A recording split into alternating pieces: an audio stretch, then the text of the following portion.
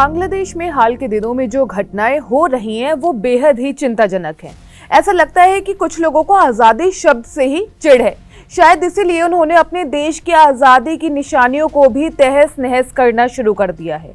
बांग्लादेश के मुजीबनगर में 1971 के शहीद स्मारक स्थल पर मौजूद कई मूर्तियों को तोड़ दिया गया है।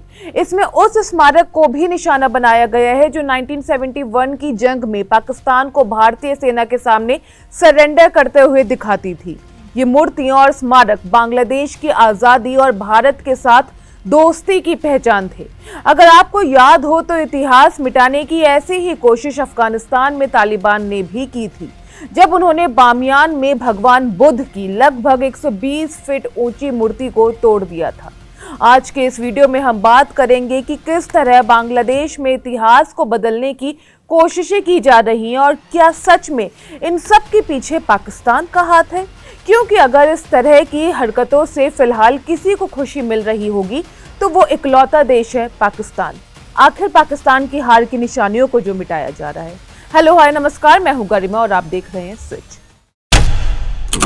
तो जिन्हें नहीं पता उन्हें पहले शॉर्ट में एक रिकैप दे देते हैं। बांग्लादेश में हाल ही में सत्ता परिवर्तन हुआ है।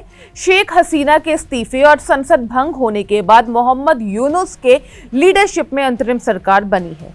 नई सरकार ने कई बार हिंसा बंद करने की अपील की है, लेकिन देश में अराजकता थमने का नाम नहीं ले रही है।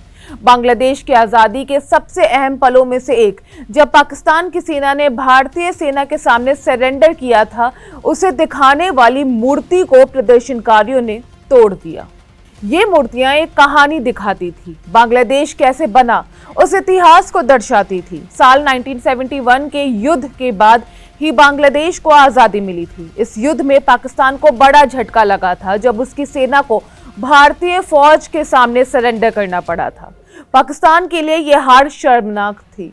बांग्लादेश में लगी ये मूर्तियां जिसे अभी तोड़ा गया है, उसमें पाकिस्तानी सेना के major general Amir Abdullah Khan Niazi को भारतीय सेना और बांग्लादेश की मुक्ति वाहिनी को समर्पण पत्र पर साइन करते हुए दिखाया गया था।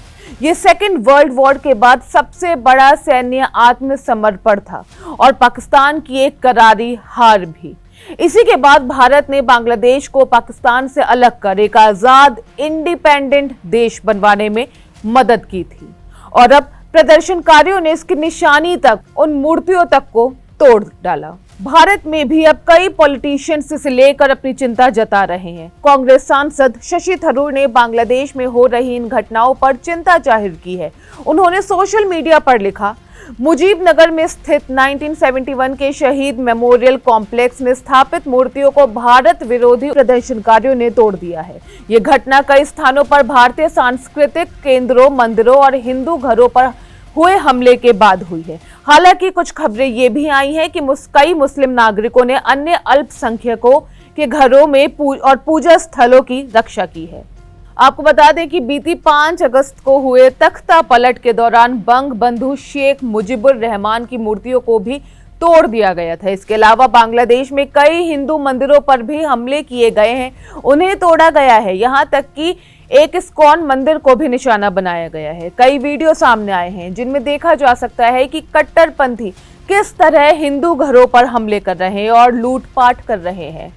बांग्लादेश की इन घटनाओं को देखकर ऐसा लगता है कि अगर कोई देश सबसे ज्यादा खुश है फिलहाल तो वो है पाकिस्तान। ये मूर्तियां पाकिस्तान की हार की निशानी थी। रिपोर्ट्स के मुताबिक इन प्रदर्शनों में जमात इस्लामी का अहम रोल माना जा रहा है, जो कि पाकिस्तान का एक संगठन है और इसे ISI का सपोर्ट है। शेख हसीना की करंट कंडीशन के पीछे भी पाकिस्तान का हाथ माना जा रहा है। शेख हसीना ने हमेशा पाकिस्तान के खिलाफ खुलकर बयान दिए हैं और उनके बेटे ने तो यहाँ तक कह दिया है कि जल्द ही बांग्लादेश दूसरा पाकिस्तान बन जाएगा। कुल मिलाकर बांग्लादेश के उस इतिहास को मिटाने की कोशिश हो रही है जिसमें भारत ने उसकी आज़ादी में अहम भूमिका निभाई थी और इन सब के पीछे अगर कोई देश सबसे ज्यादा खुश है तो वो है पाकिस्तान, क्योंकि पाकिस्तान से ही अलग होकर बांग्लादेश बना था और अब जब बांग्लादेश में इतनी अस्थिरता है, ऐसे में पाकिस्तान को लग रहा है कि वो दोबारा से वहां पर अपना कंट्रोल स्थापित कर सकते हैं। बहरहाल जो बांग्लादेश में जिस तरह मूर्तियों को तोड़ा जा रहा है, इस्कॉन टेम्पल पर अटैक किया गया और अब तो वहां की आजादी की निशानी उन मूर्तियों पर अटैक किया गया है, उसके बारे में आपकी क्या राय है? आपको क्या लगता है बांग्लादेश का भविष्य किस ओर जा रहा है और क्या शेख हसीना वापस बांग्लादेश आ पाएंगी या नहीं? कमेंट बॉक्स में जरूर बताइएगा। मैं हूं गरिमा, आप देख रहे हैं स्विच।